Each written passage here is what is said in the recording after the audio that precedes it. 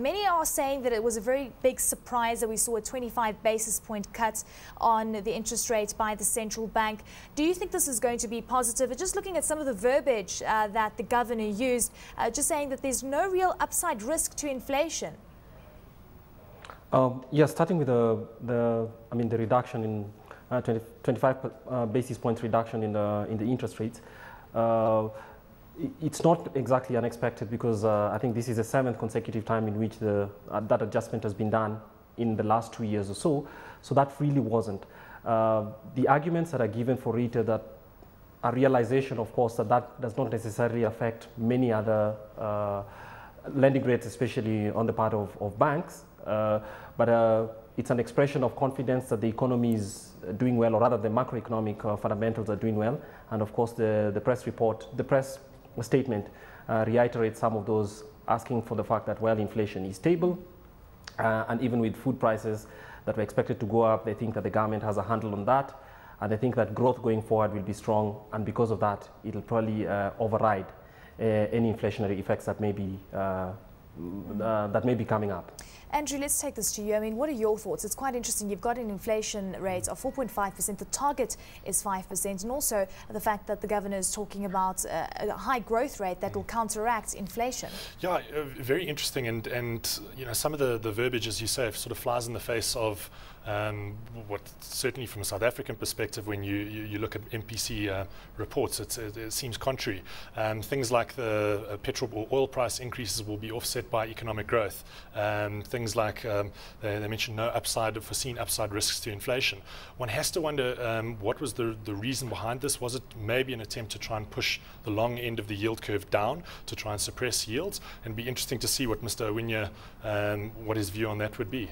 Well, Mr. Owino, perhaps taking this to you, your view on this, do you think that it was the agenda perhaps to try and push the yields down lower? So in other words, push borrowing lower for governments?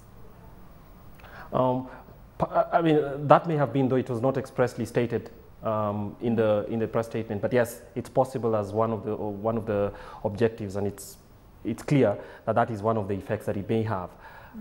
Nevertheless, I think one of the things that's been that's possible is that the history in Kenya has been that we've had inflation, higher rates of inflation going up with higher growth.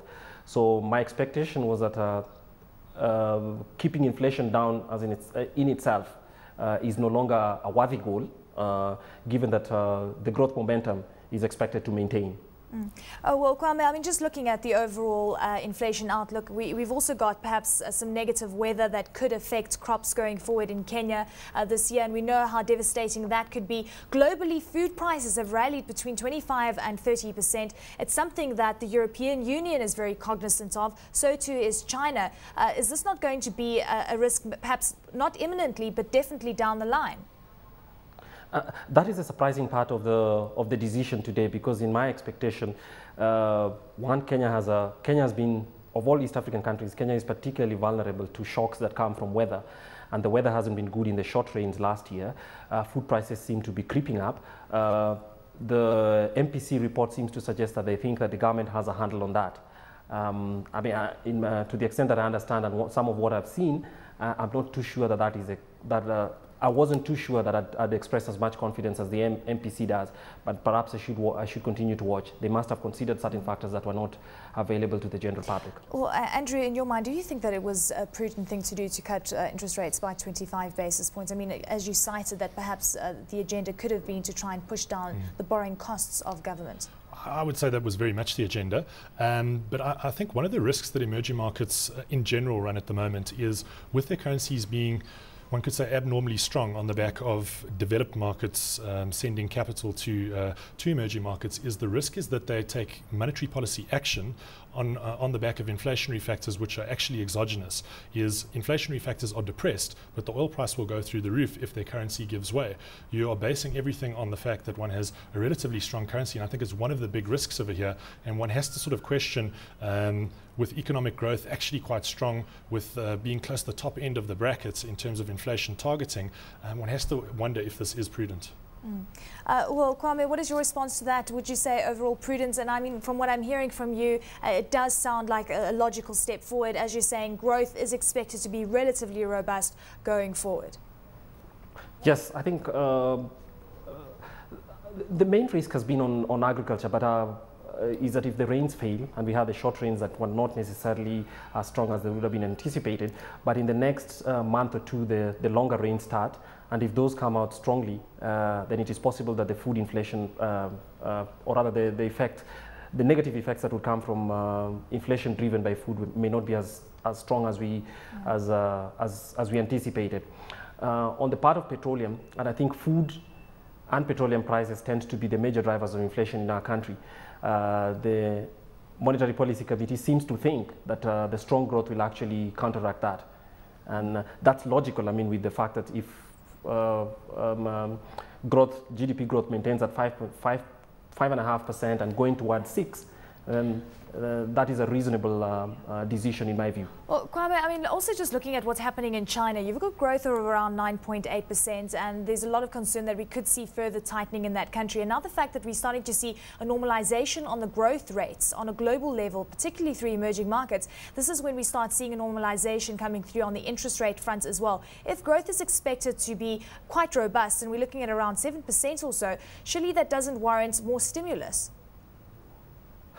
Beg your pardon, can I have your question again? Well, just looking at the interest rate environment on a global level, they are starting to normalize given the fact that growth rates are starting to normalize as well. And the fact that we're looking at a growth rate of around 7% in Kenya, surely that doesn't warrant more stimulus. Oh yes, I think so too. One of the things that the Monetary Policy Committee gives credit to for the strong growth momentum that Kenya has is the fact that the economic stimulus package was, has had the desired effects.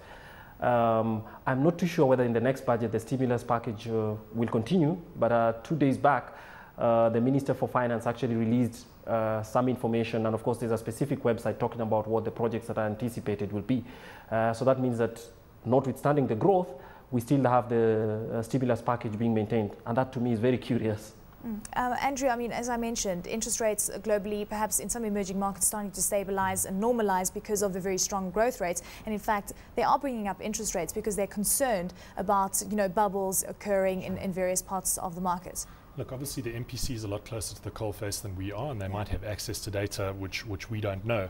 What I can say, though, is where South Africa, from an MPC point of view, have got it right under the stewardship of Tito Mboweni and the current stewardship at the moment, is that they don't go through boom and bust cycles. It's a very prudent, predictable type of process, and one just hopes that moves in monetary policy aren't made to affect things that are outside of inflation, things that are outside of the mandate of the Monetary Policy Committee.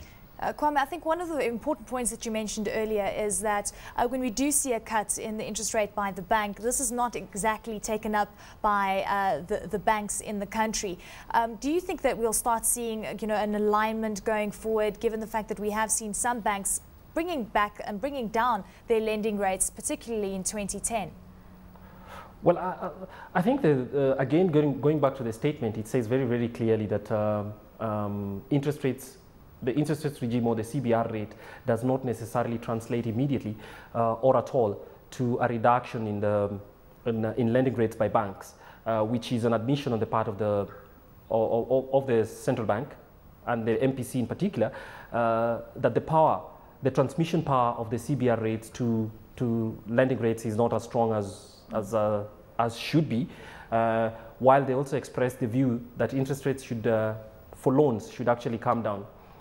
How we reach that is something that they have not addressed, but it's a good thing because perhaps it suggests that this is outside their control.